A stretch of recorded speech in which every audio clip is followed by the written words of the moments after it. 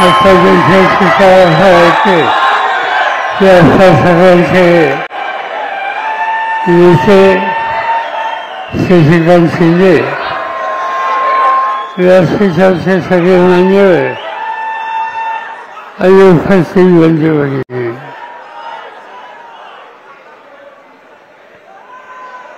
महाराष्ट्राच्या विधानसभेच्या निवडणुकीच्या निमित्त या मतदारसंघामध्ये राष्ट्रवादी काँग्रेस पक्ष उद्धव ठाकरेंच्या नेतृत्वाखालची शिवसेना या सगळ्यांनी महाराष्ट्राची निवडणूक लढवायचा निकाल आम्ही लोकांनी घेतला. आणि त्याच्या मागचं कारण आहे, गेली 10 वर्ष महाराष्ट्राची सत्ता म्हणजे कोरोनाच्या काळात होता.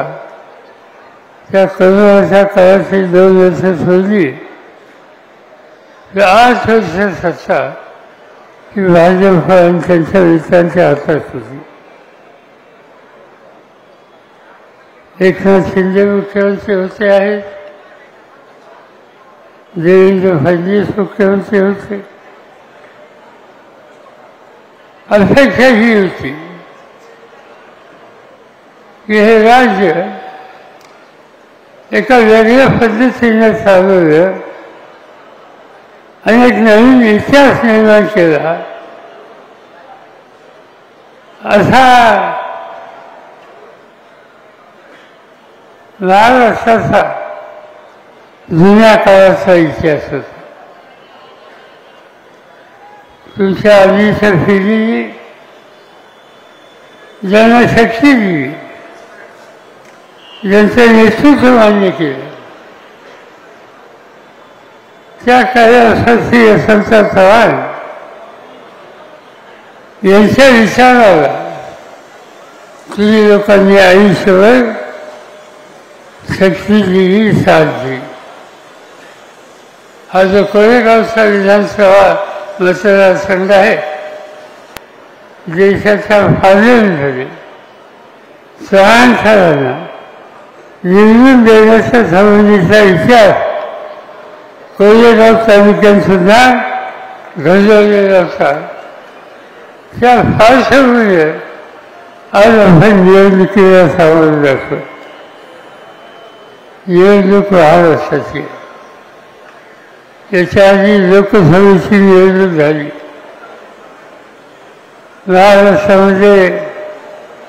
महाराष्ट्राची जनता एकत्र राहील ते काय करू शकते हा इतिहास तुम्ही हिंदुस्थानला दाखवला. 48 पैकी 30 जागा तुम्ही लोकांनी विजयी केल्या. लोकसभेची या 7ची जागा थोड्या वर्षांनी आम्ही घालवली आणि त्याचे कारण लोकांची चूक नव्हती, पण निशाणीच्या संदर्भात चूक झाली. त्याच्याच लोकांचा गैरसमज झाला आणि हातातली जागा गेली. असा महाराष्ट्राची निवडणूक आहे.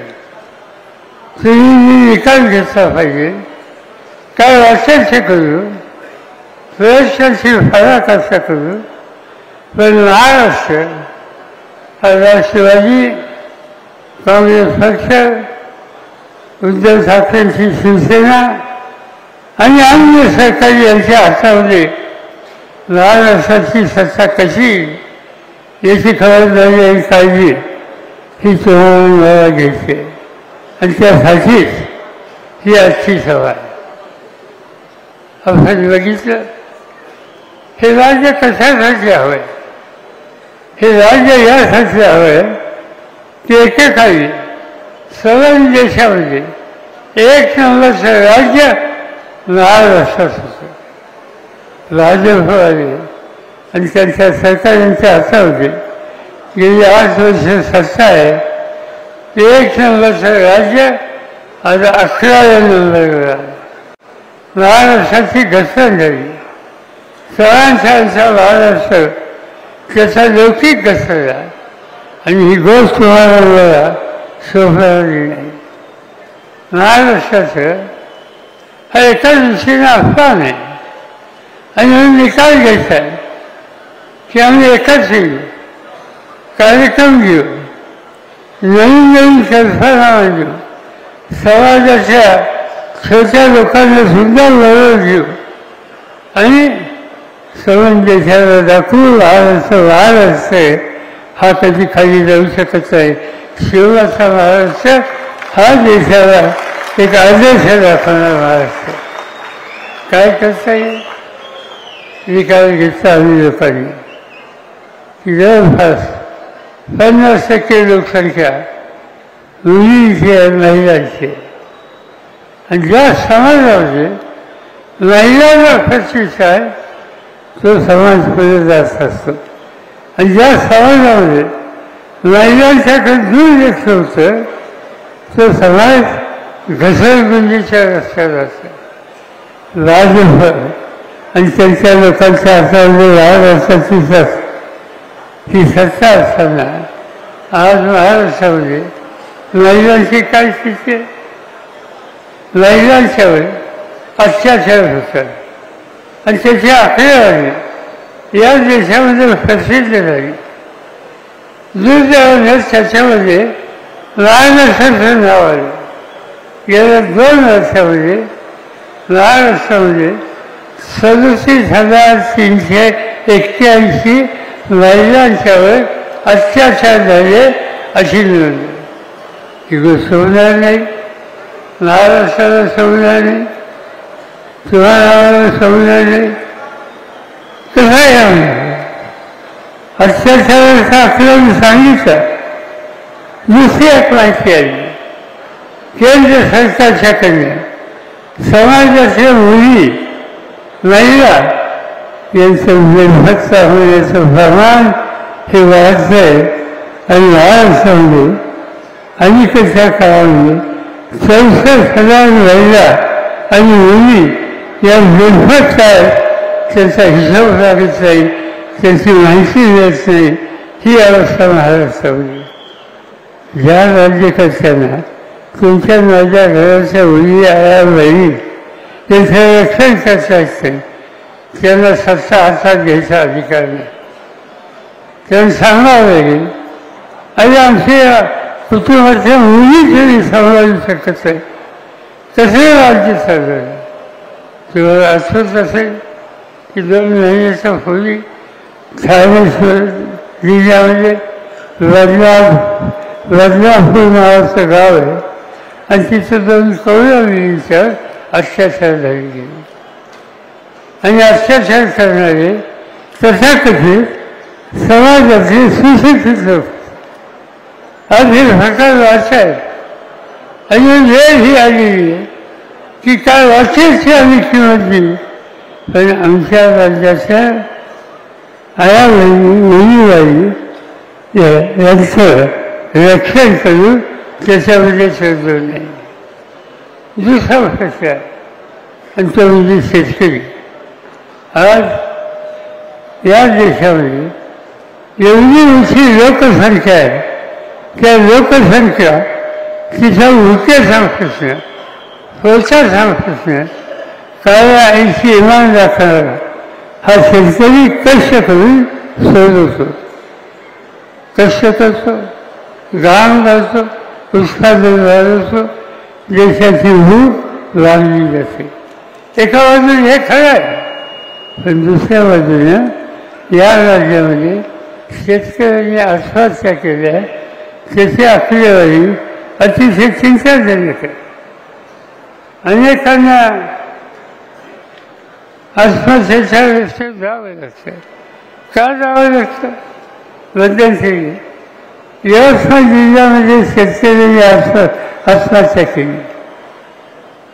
माझ्याकडे शेती खात्याचं काम होतं. मला झोप आली. दुसऱ्या दिवशी कलेक्टरला कळवलं.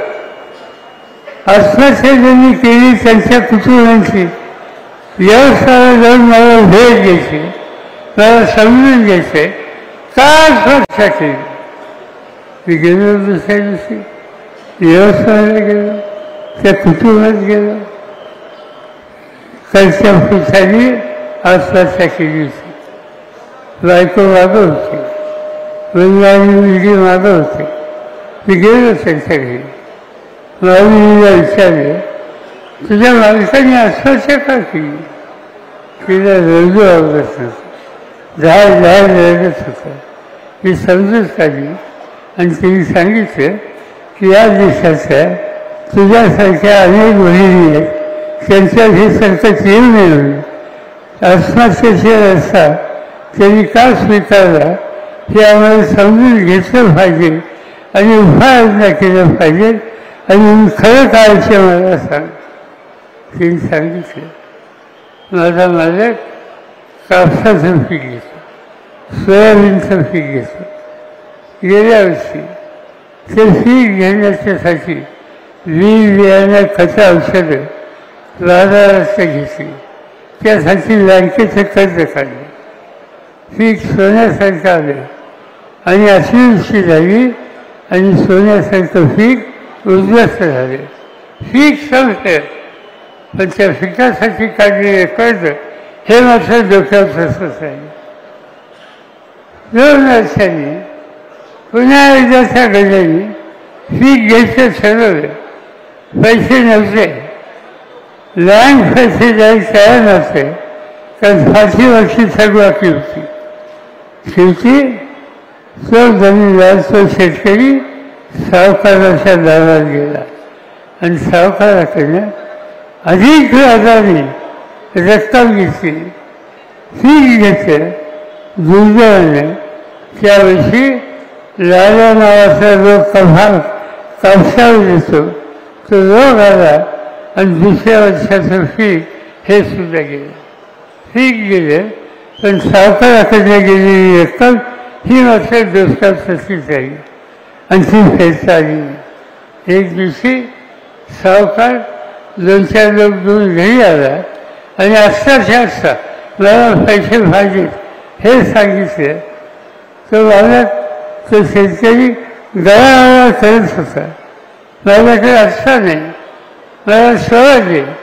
पण सावकाराने काय ऐकलं नाही. घराची भांडी कुणी बाहेर काढली, त्या शेतकऱ्याच्या अभिनेचा पंचनामा झाला. त्याला ते सहन झालं नाही. दुसऱ्या दिवशी विषाची वाची घ्यायची, घाता फॅला आणि त्यांनी जीव देऊन टाकला. अशी शेकडो शेतकरी आज या देशामध्ये जीव देत आहेत. आणि त्याचं कारण त्याच्या मालाची किंमत मिळत नाही, त्याच्या घामाचे पैसे मिळत नाही. आणि संकट आल्याच्या नंतर राजूभद्र सरकार मदतीला येत नाही आणि त्यामुळे त्याला आत्महत्या करायला लागली. जो समंजसाचं अन्नधान्य याची गरज भागवतो त्याला आत्महत्याच्या रस्त्याला जावं लागतं. आणि त्याला रस्ता बदलायचा असेल तर आज जे सरकार भाजप असेल, शेतकऱ्यांच्या हिताची जपणूक करत नाही, त्यांना सत्तेवर बसायचा अधिकार नाही. हा निकाल तुम्ही घेतला पाहिजे आणि त्यासाठी काही पावलं टाकायला लागली. 3रा वर्ग आहे तरुणांचा. आज शाळा कॉलेजेस काढली. इथं कोरेगावला कॉलेज आहे, त्या कॉलेजचा 20 अध्यक्ष आहे. अशा अनेक संस्था आहेत, ठिकठिकाणी मुलं शिकतात. तर मला अभिमान आहे, आनंद आहे. पण एका बाजूने आनंद आहे आणि दुसऱ्या बाजूनं हा मुलगा पदवीला झाला, काम करण्याच्यासाठी पुढे निघाला. नोकरी मिळत नाही, लोकांनी अवघड झाले. महिने अर्ज करतायत, हेरसाठी करतायत, पण काम करण्याचा अधिकार त्याला मिळत नाही. आणि त्याचा परिणाम हे पदवीला आज निराश व्हायला नाही. निराश झालेला माणूस कधीतरी दुसरी चौकाची भूमिका सुद्धा हा घेऊ शकतो. आणि ती अवस्था महाराष्ट्राच्या सर्वांच्या आली. आणि त्याचं एकच कारण आहे, ज्यांच्या हातात सत्ता आहे ते या सर्वांच्या हिताची जपून करण्यासाठी, त्यांना रोजी देण्यासाठी कुठल्या प्रकारचे निकाल घेता येईल, त्यामुळे आज ही चरणांची अवस्था झाली. आणि हे सगळं बदलायचे. हे बदलायचं कसं?